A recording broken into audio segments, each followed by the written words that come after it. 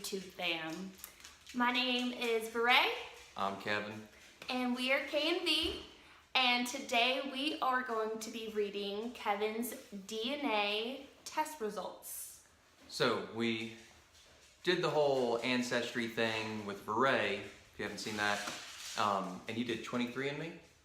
I did Heritage. Heritage. Yeah. And what all did yours come back as? That I was like 92% African American with a whole bunch of other subregions. Mm-hmm. And then, what was it, like a little over 8% of European. So that was pretty cool. Mm-hmm. And Kevin decided to do one as well, but you did Ancestry. I did Ancestry. Yeah. 2 reasons. 1, it was on sale, great price. And 2, I kind of wanted to find out more about my biological side if possible. Not too interested, but if it was there, I'd like to know. Mm-hmm. I was really hoping that with my results, which we got just recently, that I would be more African than Beret, but he 0% wanted to be African so bad, and he even tricked me because he got the results and he called me. I think you were at work. Yeah, I was at work. And he was like, "I'm more African than you," and I'm like, "No, you're not." And after a while, he was like, "Yeah, South African," and I was like, "Holy crap, seriously?" And then he was like, "No." I'm like, "Oh my gosh." So for the results, I mean, the main one, 78%, I keep looking down because it's on my phone, that everyone kind of expected is England. So mainly Wales. Wales, Northeastern Europe, which no surprise to anyone. And then 14% Irish and Scottish, which is cool because the family I was adopted into, they're pretty much all Irish. So I appreciate that. And then also 8% Norwegian, which I thought was really cool. The rest of it, the little fraction of a 1% they say is Florida and the Carolinas and Georgia. Oh, really? Yeah, there's like 1% and it's Georgia and Florida settlers. That's crazy. I guess my ancestors have been here long enough that they're considered, I don't know how the system works. Floridians. Floridians. You're a Floridian. So that's pretty cool. I do have some red hair that comes through my beard and stuff every now and then, so I thought maybe a little Irish in there. Not African, but I'm okay with the results. I'm happy with them. And then as far as biological history goes, the crazy thing, there was a guy on my feed who's a first cousin, and I know nothing of my biological family, and I'm okay with that. I don't need to know them. If I knew them, cool. But I contacted this guy just to say, hey, you're my first cousin and the only person I could reach out to in my biological family. What do you know? Do you know anything about your history or about me, or would you be uncomfortable helping? And he very quickly replied, very politely, and was like, oh, I'd love to help. But I was adopted in 1990, same time I was adopted. So I don't know my biological family. I'm just trying to find them too. So he looked into it, and he actually found his biological mother and a couple of her sisters. So there's the potential one of his aunts is my biological mother. That being said, it could be that I'm related to him through my biological father, which everything that I know about my adoption was he kind of amscrayed really quick. That could be wrong. I don't want to paint a bad picture on the guy, but that he was out of there pretty quick. So I really have no clue.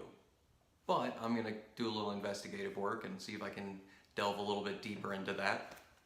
And just be kind of cool. I know I have a half-sister somewhere, and I'd kind of like to know who that person is. Yeah, I think that's really cool. Like, really cool. When he told me, I was like, holy crap, like that was a huge surprise with him finding a first cousin. And then for him to be adopted as well. Yeah, in the same year, and we're first cousins. Funny. Yeah, that was pretty cool.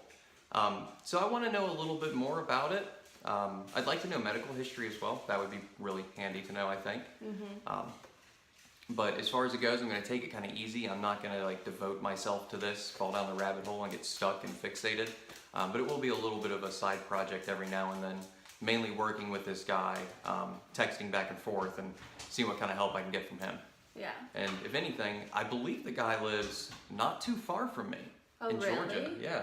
Wow. So I may even be able to meet up with him for coffee or something one day. Yeah. It'd be kind of cool. Meet an actual blood cousin of mine. Yeah. See what he looks like. That's really cool. Don Juan.